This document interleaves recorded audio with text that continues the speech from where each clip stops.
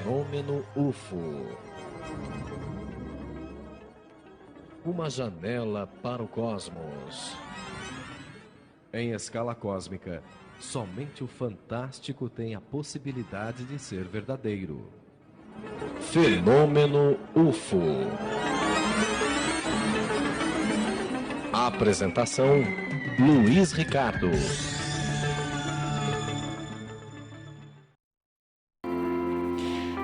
Boa tarde a todos os nossos amigos e irmãos ouvintes. Mais uma vez, com grande alegria, vamos fazendo a nossa visita em vossos lares. Meu amigo Jefferson aqui Jefferson Carvalho aqui na técnica da rádio, minha amiga Fernanda Lima aqui na técnica da televisão e eu mesmo, fazendo parte aqui do trio do Fenômeno UFO deste sábado 27, último sábado já do mês de julho, Como sempre passa voando.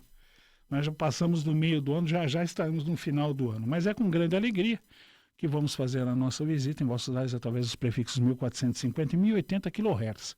Rádio Boa Nova, aqui de Guarulhos, São Paulo, e de Sorocaba, também no estado de São Paulo. Também com muito carinho, vamos chegando em vossos lares aí através da nossa co-irmã Rádio Cidade, 870 kHz, que cobre as regiões de Juazeiro, na Bahia, e Petrolina, em Pernambuco. Também pela Rede Mundo Maior de Televisão. Você pode nos acompanhar aí para quem é inscrito na TV, redemundomaiortelevisão.com.br. Você que não é inscrito, se inscreva. Certeza que você não vai se arrepender, porque a programação aqui é muito boa também. Tá? Então conheça aqui a programação da Rede Mundo Maior de Televisão e da Rede Boa Nova de Rádio também. Tá? Você pode nos acompanhar através do Facebook, você também pode nos acompanhar através do YouTube, tá? Também através do WhatsApp, inclusive você pode ligar para nós, aqui pelo 99643-3827, vou repetir aqui, É 11, código aqui da cidade de São Paulo, 99643-3827, você entra em contato conosco através do WhatsApp.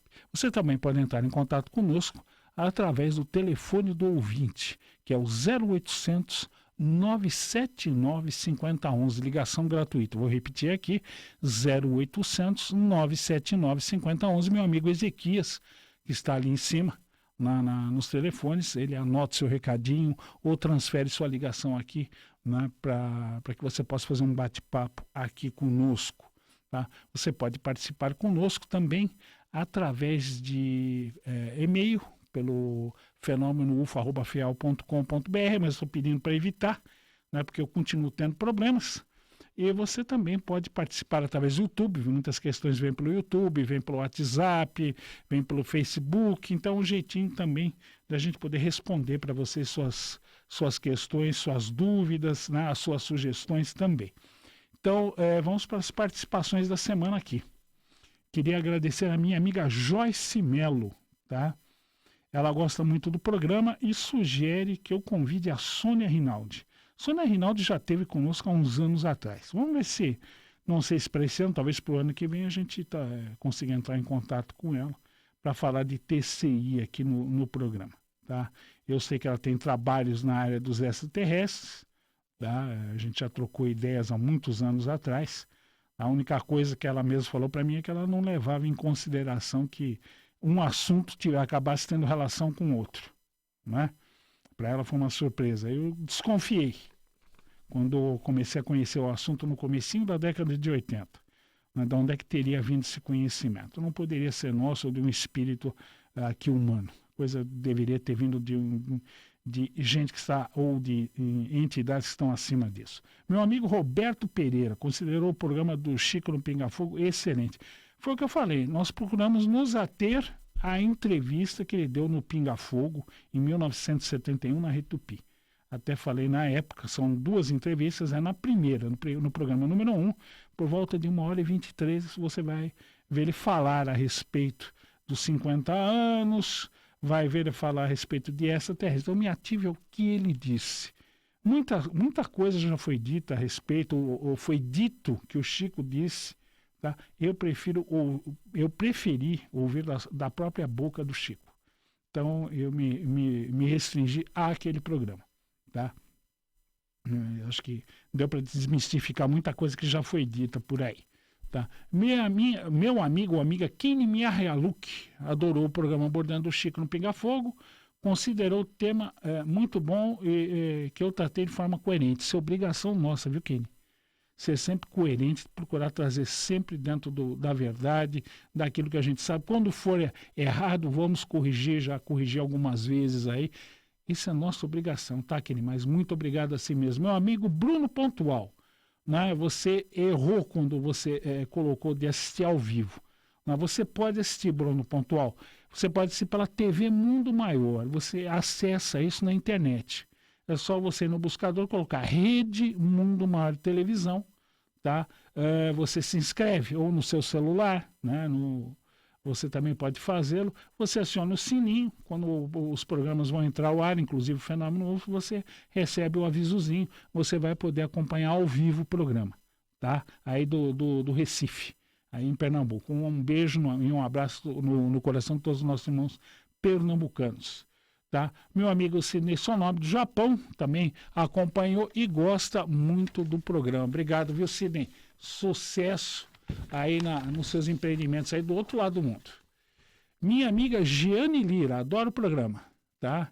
Diz que a cada novo programa um novo conhecimento é transmitido. Também, né, é uma obrigação e foi uma escolha minha. Né, quando eu comecei a fazer o programa lá em janeiro de 2001, né, lá atrás, tá? Eu escolhi a linha didática. Porque se tem muita gente que tem base no assunto, ou em ciência, tem muita gente que não tem.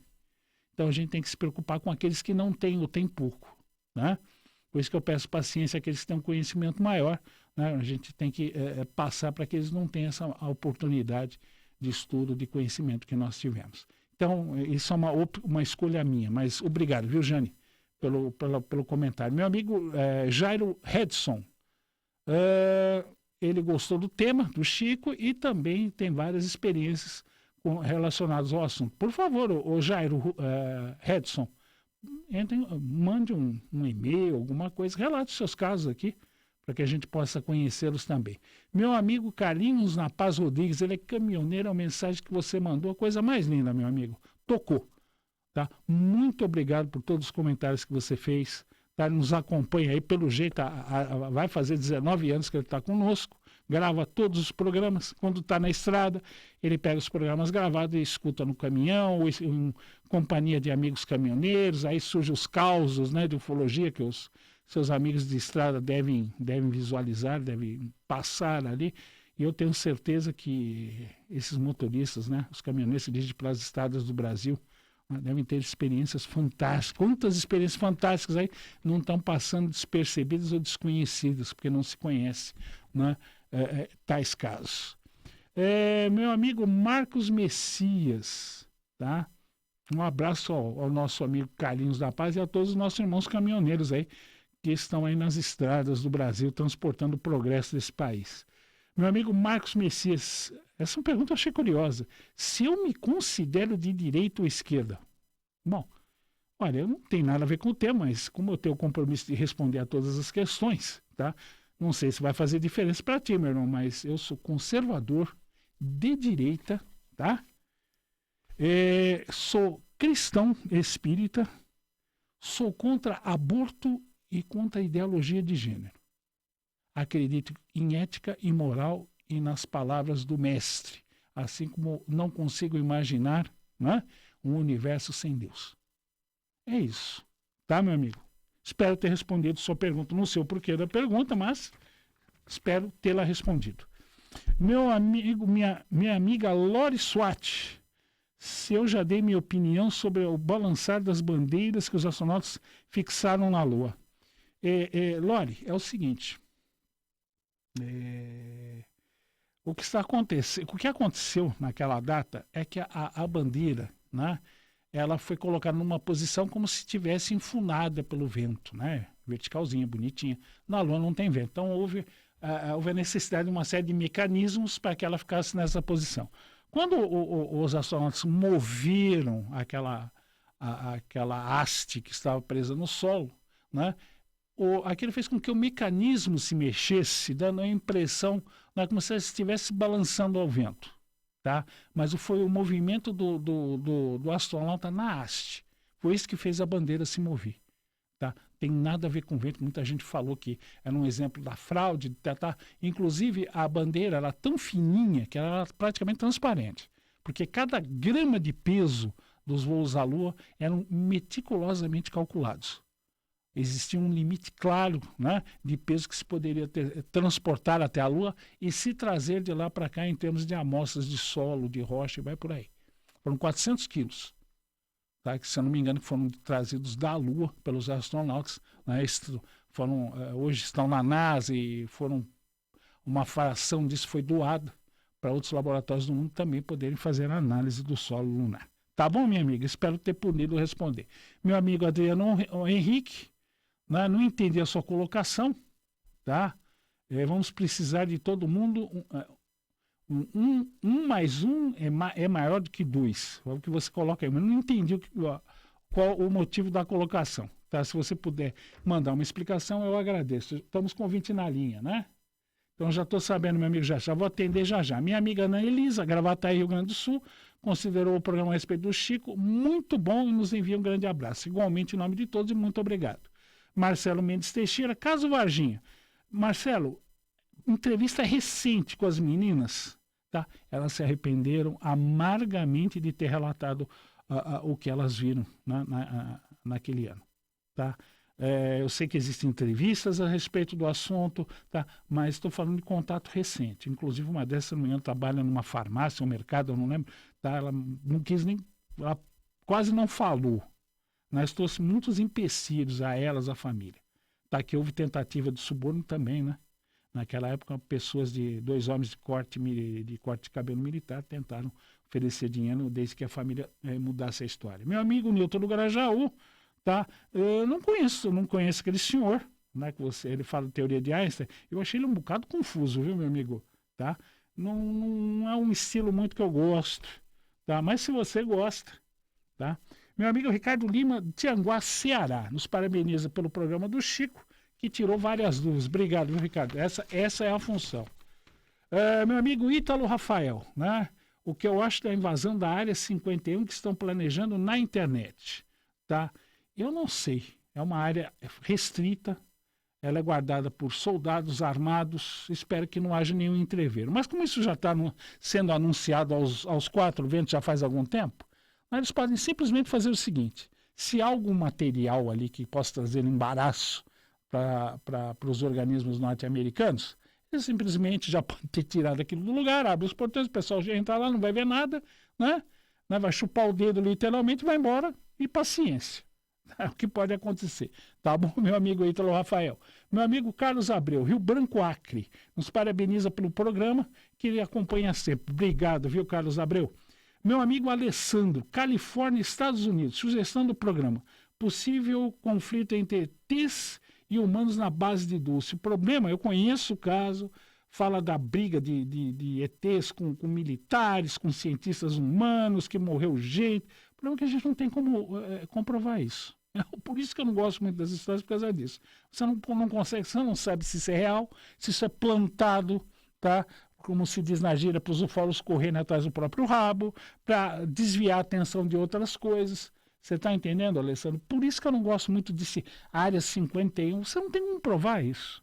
Esse é que é o problema. Você tem depoimentos, pode ser verdadeiros ou não, parcialmente verdadeiros ou totalmente mentirosos. Não tem como comprovar. Mas a gente pode comentar alguma coisa, mas não hoje, tá? Então, temos que trazer aqui um programa, uma carta que deu o programa, mais uma, tá?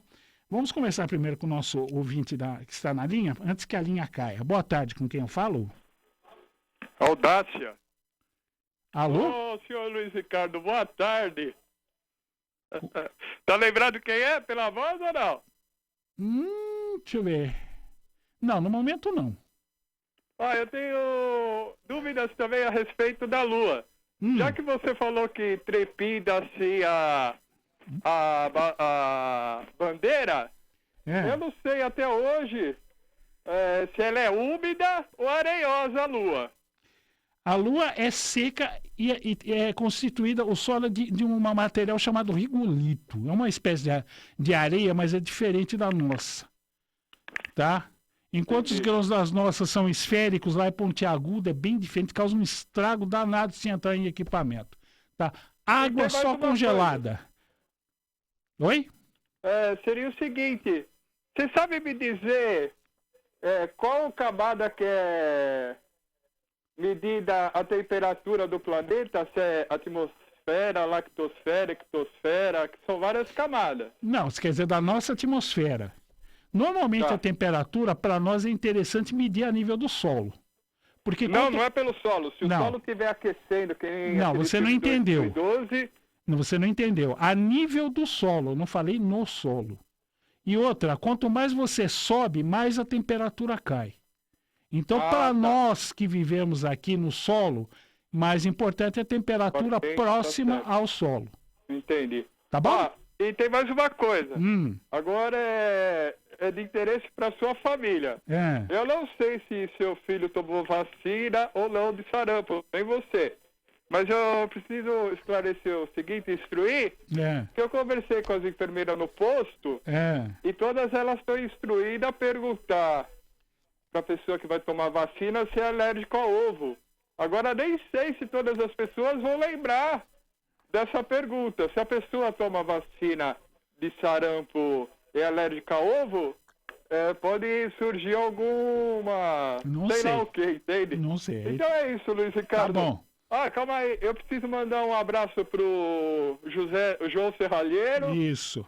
e pra sua família um salve, tá bom? Tá ok, então. Obrigado, Bom final de então. semana. Bom final de semana. Bom, minha amiga Forever Living, né? Ela adota esse pseudônimo, né? Normalmente eu começo com notícias de ciência. Se der, hoje nós fazemos isso na parte final. Porque eu tenho feito o seguinte, né? Cartas com temas, né? Que podem ser transformados em programas, e são muitos, e eu tenho feito isso ultimamente. Cartas que realmente, né, trazem temas interessantes que podem ser transformados em programas. Então, se você mandar uma correspondência para nós, uma carta, um e-mail, ou através do YouTube, né, dependendo do conteúdo, nós podemos transformá-los em um programa. Tá? Esse já é o terceiro que eu estou fazendo assim. Tá? Então, minha amiga aqui, ou amigo Forever Young, né, porque é um pseudônimo, ele faz algumas questões aqui. Vários OVNIs avistados por Kenneth Arnold e George Adamski. Ele fala de Billy Meier, mas Billy Meier é bem depois, tá? Billy Meier, se não me engano, já é dos anos 60, 70.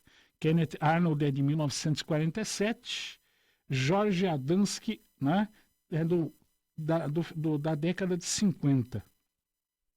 Tá? Se seriam semelhantes a naves produzidas pela Alemanha nazista, né, e que hoje são reconhecidos em documentos desclassificados. Esses documentos são altissimamente duvidosos. Isso falando por baixo. Tá?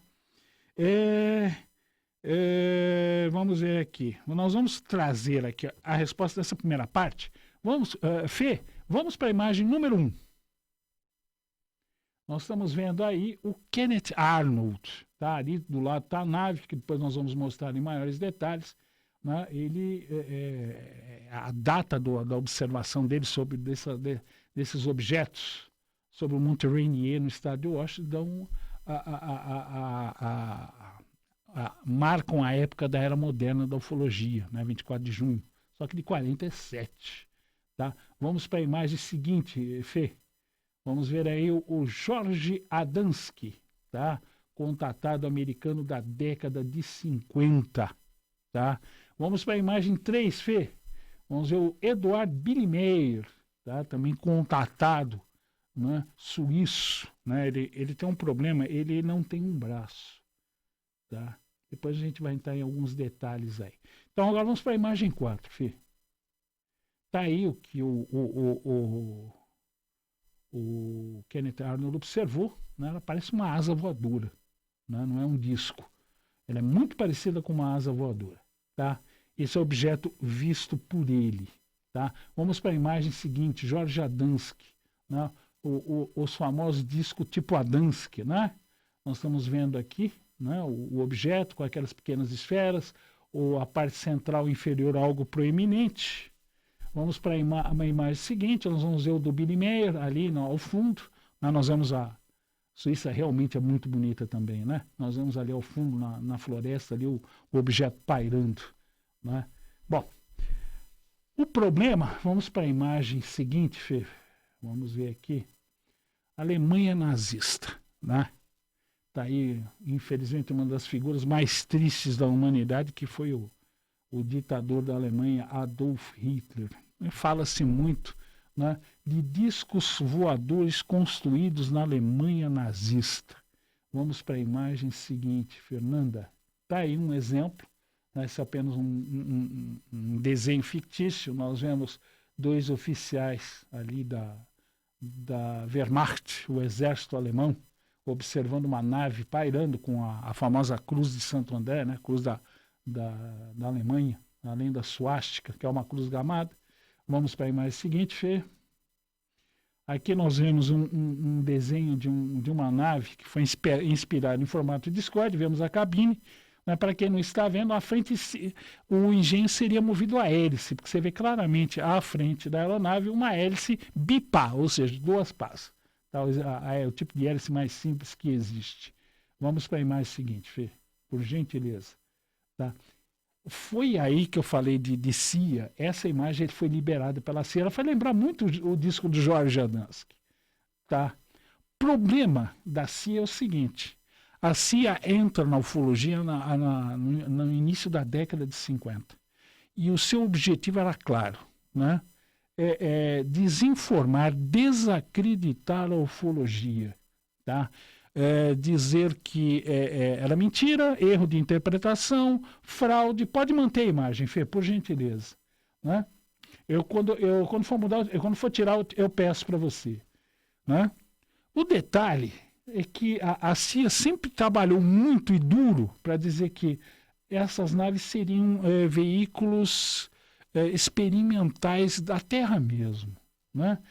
Então, é curioso que justamente a CIA vai liberar esta imagem de um disco na Alemanha. Tá? Eu duvido muito que isso seja real. Pela própria motivação da ciência, que sempre foi de desacreditar e acobertar o fenômeno. Tá? Então, acho que a gente tem que ter muito cuidado com informações vindas da Central de Inteligência Americana. Tá? Porque a intenção deles nunca foi boa, desde o início. Tá? Sempre foi ocultar e desacreditar. Vamos para a imagem seguinte, Fê, por gentileza. Vamos aguardar um momentinho. Tá. Vamos voltar um instantinho para aquela imagem anterior. Pode voltar. Isso. Né? É dito que a Alemanha teria essa tecnologia. Eu duvido muito. Tá? Porque se eles tivessem essa tecnologia, tá, eles teriam ganho a guerra. No mínimo. E agora, no final da guerra, no desespero que Hitler se encontrava, vendo os exércitos aliados marchando a Alemanha dentro, a Rússia a mesma coisa, duvido que ele não fosse usar isso. Né? Ele se utilizou das bombas V1 e V2, ele se utilizou dos primeiros jatos, sem nenhum tipo de problema. Agora, imagina se ele tivesse uma tecnologia dessa. Uma nave dessa aqui teria plena condição de varrer do céu um esquadrão de bombardeiros inteirinho. Só isso. Com extrema facilidade. Tá? Então, vamos relembrar Hermann Oberth, o mestre de Wernher von Braun. Ele mesmo falava que algumas coisas da Alemanha vieram através de médiums, Asvril. Nós sabemos também que a Alemanha buscou energias alternativas também de nome Vril. Tá? Para tentar novos tipos de projetos. Eu duvido muito que eles chegaram a isso. Tá? A Alemanha estava 50 anos à frente, sem sombra de dúvida. Né? Muitos dizem que agentes americanos teriam destruído estas naves. Eu duvido muito, por um simples motivo. No final da guerra, russos e americanos apostaram uma verdadeira corrida para ver quem chegava primeiro aos foguetes V1 e V2, né, aos seus engenheiros e projetistas. Né, Wernher von Braun acabou indo para os Estados Unidos, Operação Paperclip, né, e de lá, né, trabalhando, primeiro com as V2 que foram levadas da Alemanha para os Estados Unidos. A ciência de foguetes americana avançou muito, até dar origem ao Saturno V, que levaria os primeiros astronautas à Lua. Eu duvido. Jamais se encontrou um menor pedaço de qualquer dessas naves que dizem que a Alemanha tinha. O máximo que se encontrou foram alguns documentos, alguns desenhos e é só. Mostrou-se instalações vazias, dizendo que ali eram construídas naves. Eu lembro até de uma estrutura externa redonda que falaram que era onde pousava a nave, né? Depois se descobriu que era um suporte para a caixa d'água. Olha que coisa terrível isso, né? Ou seja, criou-se um mito, e o mito criou vida. Aí é complicadíssimo, né, você matar um mito. Tá? Então, vamos lá. Né? Podemos colocar aquela imagem do prédio, o Fernando. Por que eu coloquei? Aí seria onde seria o Ministério da Aeronáutica Alemão ou da Luftwaffe. Tá? E qual a importância disso? Né? Nós vamos para a imagem seguinte, eu já vou explicar. Vamos para a imagem seguinte, Fê, por favor. Pilotos alemães também observaram UFOs nos céus, não só da Alemanha, como da Europa ocupada. Tá? Um dos casos, tá, que chegou aos ouvidos do Ministério da Luftwaffe, da Força Aérea Alemã, né, foi de um piloto de Messerschmitt 109, tá aí a aeronave, um caça alemão da época, né, e ele observou nos céus da Noruega um objeto discoide. Tá? Surpreso, né, pelo desempenho daquela outra aeronave, né, muito superior ao do Messerschmitt. Aliás, é superior a qualquer coisa que nós tenhamos hoje. Imagina, né, com os aviões daquela época. Né? E ele fez o relatório ao seu chefe, que acabou chegando, né, à Luftwaffe. E as explicações lembram muito das autoridades americanas anos depois. Né? A explicação dada foi a seguinte, que o que ele observou no céu não passou de uma ilusão, né, que foi criada pela solidão, né, do ambiente gelado norueguês. É até poética a explicação, né? Mas é ridícula. Tá? Ou seja, pilotos alemães também estavam observando UFOs. Vamos para a imagem seguinte, Fê, por gentileza. Aí um Messerschmitt 262, primeiro caça-jato do mundo, né, inclusive a atuar na guerra, no final da guerra, né, como os aliados falaram, ainda bem que eles chegaram tarde demais em pouco número, senão teriam mudado a sorte da guerra. Né? Imaginam naves como os discos voadores. Um piloto de Messerschmitt 262, na Alemanha, observa um objeto cilíndrico estranho. Ele acelerou o Messerschmitt 262 a jato. Ele chegava a 870 km por hora, ou seja, era muito mais rápido que os motores a pistão, a hélice, e não conseguiu nem se aproximar. Né? A nave acelerou e deixou ele para trás com extrema facilidade. Surpreso, ele relatou, tá, isso, e também não foi levado a sério. Tá? Vamos para a imagem seguinte, Fê. Novamente, né, o prédio do Ministério do Ar Alemão, né, o QG da Luftwaffe. E a Luftwaffe, diante desses avistamentos, eu estou citando só dois aqui, houve muitos outros. Tá? O que aconteceu? Ela criou um projeto de pesquisa para saber o que os pilotos estavam vendo. Né? Os americanos iriam fazer isso anos depois. Né? Mas eles fizeram isso já durante a guerra e coletaram, né, as visualizações, como os americanos também fizeram. Só que a conclusão jamais foi revelada. Tá? Ou a que conclusão chegou o projeto. Americanos invadiram, né, a Alemanha no pós-guerra. Provavelmente eles acessaram esses documentos. Tá? E como se chegou à conclusão nos Estados Unidos em 1948, que se tratavam de veículos de fora da Terra, muito provavelmente a Alemanha também deve ter chegado a essa conclusão. Né? Agora, com a política de acobertamento e mais CIA entrando nos anos 50, jamais eles divulgariam isso. Então, o relatório feito na Alemanha durante a Segunda Guerra Mundial, tá, jamais foi divulgado. E eu acredito que por motivos mais do que óbvios. Vamos para a imagem seguinte, Fê. Isso. Aqui são exemplos dos famosos Foo-Fighters, ou combatentes fantasmas. Aqui nós estamos vendo dois bombardeiros Mitsubishi japoneses, acompanhados por dois objetos intensamente iluminados ao fundo. Vamos para a imagem seguinte, Fê. Aqui é bem curioso, é um bombardeiro, um Heinkel 111 da Luftwaffe, Força Aérea Alemã, acompanhado por um objeto esférico ali perto da asa. Tá? A tripulação do bombardeiro ficou de cabelos em pé. Tá? O objeto depois se afastou. Vamos para a imagem seguinte.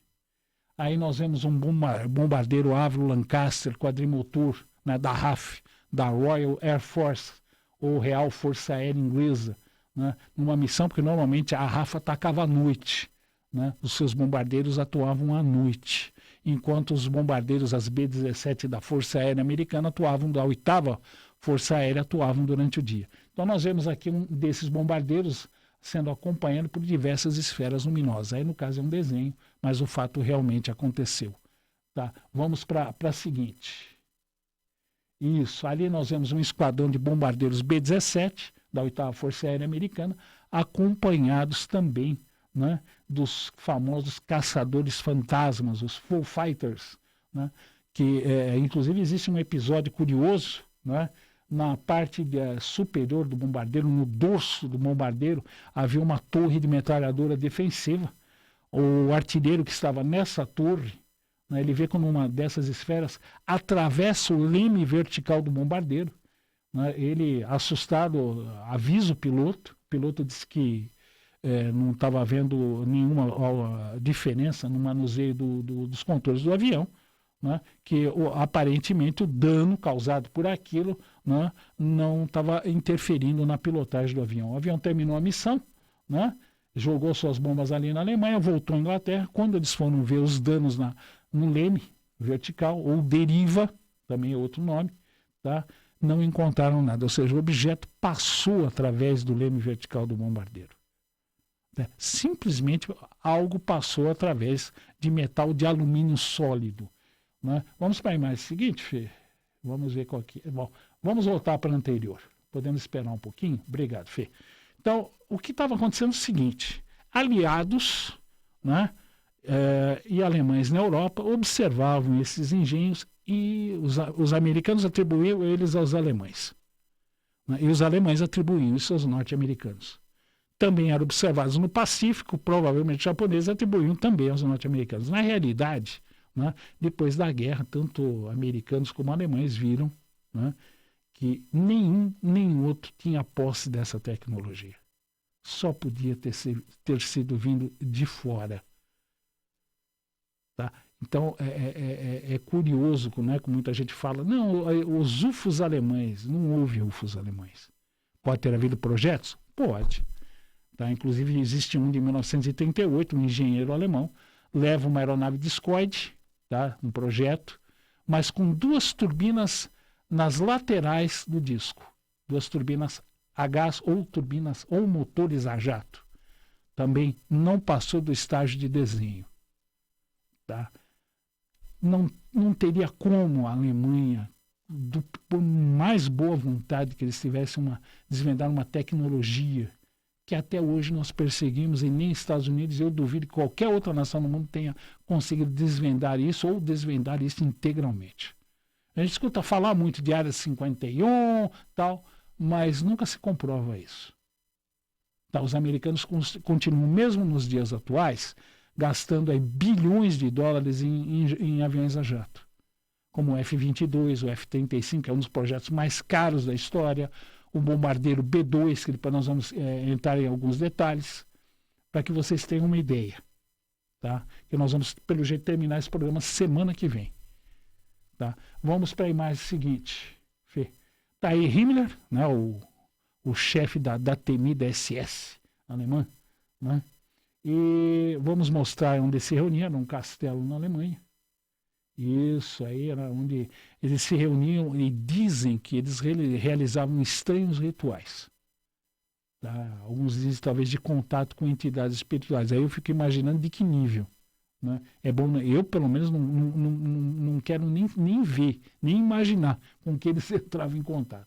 Né? Por que eu estou colocando isso? Porque disse que em 1936, pode botar a imagem seguinte, Fê? Obrigado, Fê.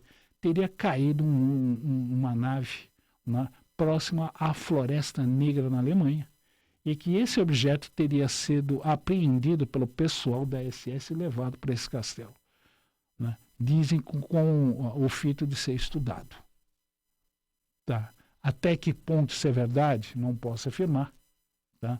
E o quanto se conseguiu desvendar da tecnologia, menos ainda. Se é que se conseguiu alguma coisa. Tá? Então nós vemos, né, por que eu acho essa tese de UFOs nazistas algo absurda. Tá? Porque senão, né, para a Luftwaffe, se fossem engenheiros alemães, pouco importaria, eles não se preocupariam com o que os pilotos estavam vendo. Eles simplesmente saberiam que uma de suas aeronaves secretas foi vista em tal lugar, tal dia, tal hora. Só isso. Os americanos fazem isso. Tá? Agora, jamais foi algo deles. Tá? Prova disso é que eles atribuíam isso aos americanos. Eles achavam que isso fosse coisa feita nos Estados Unidos. Né? E americanos vice-versa, foi o que eu falei aqui.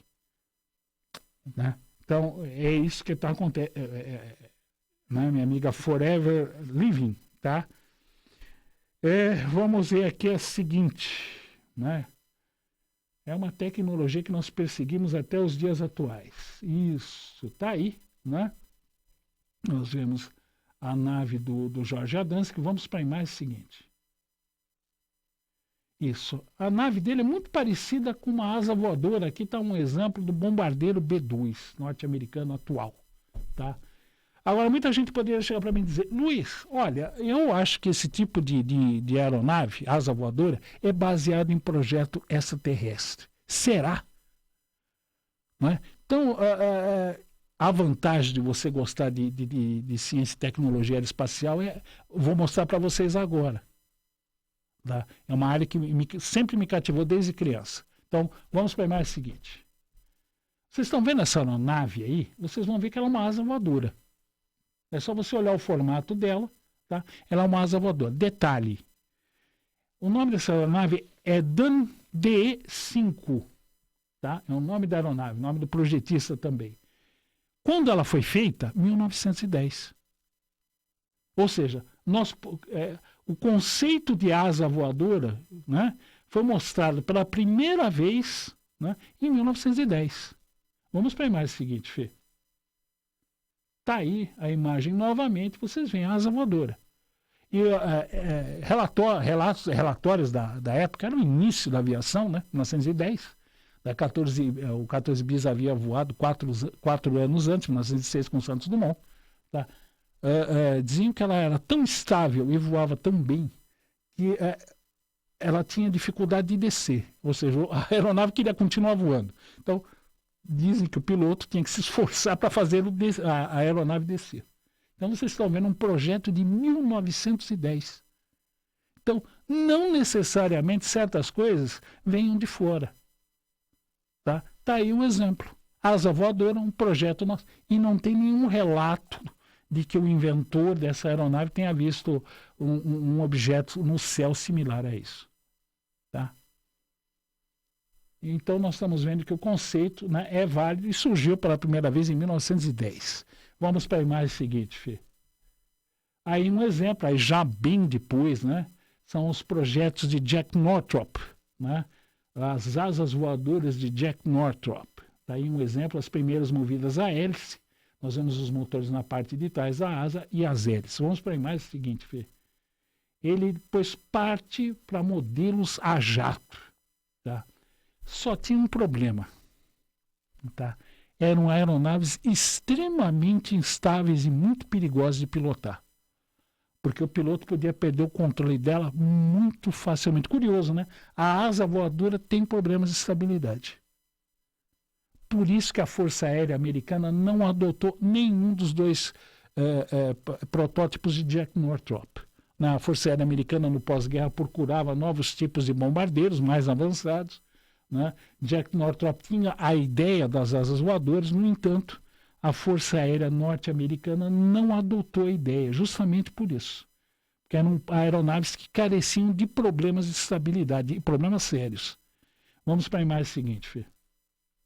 Está aí novamente o B-2, mas você vai dizer, Luiz, se esse desenho, tá, ele é instável, como é que hoje em dia ele voa? Seria uma contribuição extraterrestre? Também não. Hoje em dia existe um sistema chamado fly-by-wire. Então vamos explicar o que é isso. Antigamente os primeiros aviões né? O piloto tinha que controlar, né, a aeronave, né, através de uma alavanca, né, para mover os ailerons, os estabilizadores atrás, o leme vertical, na força física. Então, o cara tinha que ter muque, né, para manobrar o avião. Mais para frente, com o progresso da aeronáutica, surgem os sistemas hidráulicos, como nós temos hoje, por exemplo, no pedal do freio dos nossos carros, para, né, aliviar o esforço, né, que o motorista tem que fazer no freio. Né? Então, a mesma coisa nos controles do avião, que os aviões começaram a voar mais rápido. Né? Então, um piloto não teria condição de, apenas na força física, controlar a aeronave, seria mais difícil. Tá? O que ocorre com o B2 é o seguinte, né? Não se usa mais isso. Hoje, o piloto de um B2, ele tem um tipo de um joystick. Vamos supor que ele puxe o joystick para trás, né? Comandando uma manobra para o B2 subir. Né? Então, essa manobra que ele faz com o joystick para trás vai enviar um pulso elétrico, ela não vai acionar diretamente nenhum sistema, ela envia um pulso elétrico para o computador. O computador vai analisar o movimento da alavanca e vai dizer, bom, o piloto quer que o avião suba. Aí ele vai mandar, né, um sinal elétrico para que os sistemas hidráulicos façam as superfícies do B2 funcionarem para que ele suba, desça, faça curvas e vai por aí. Tá? Mas como é um desenho instável, o que acontece? O computador fica o tempo todo, várias vezes por minuto, né, enviando comandos para as superfícies das asas se moverem, né, para manter o avião estável. Tá? Por isso que o B2 voa. E as asas voadoras do Northrop não voavam. E a primeira voava porque ela ia muito lenta, ia muito devagarzinho, então não tinha problema de estabilidade. Tá? Então, é o que acontece com o B2. Então, nós vemos como certas coisas não é tecnologia de fora. É tecnologia nossa mesmo.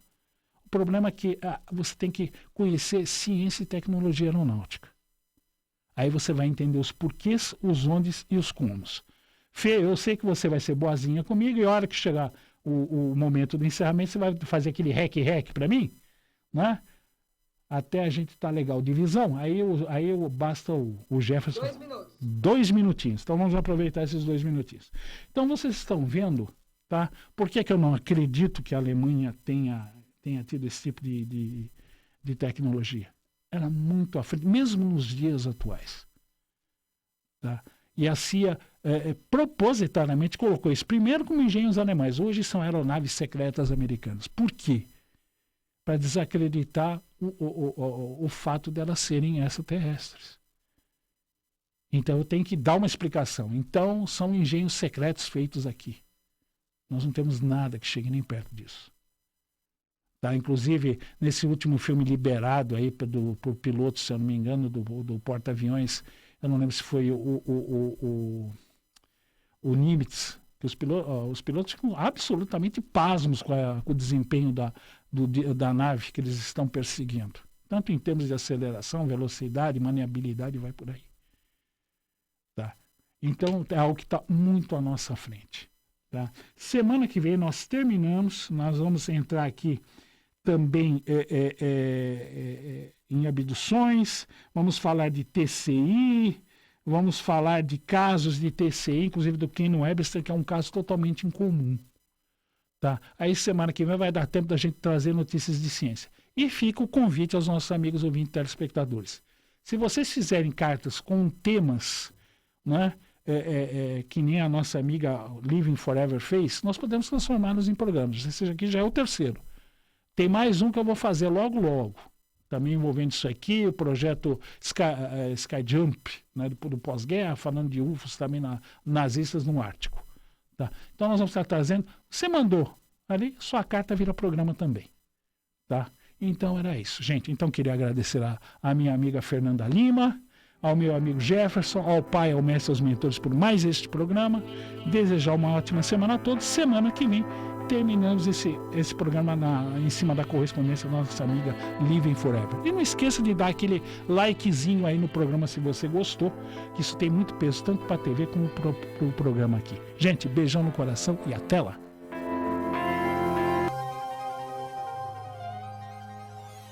Fenômeno UFO.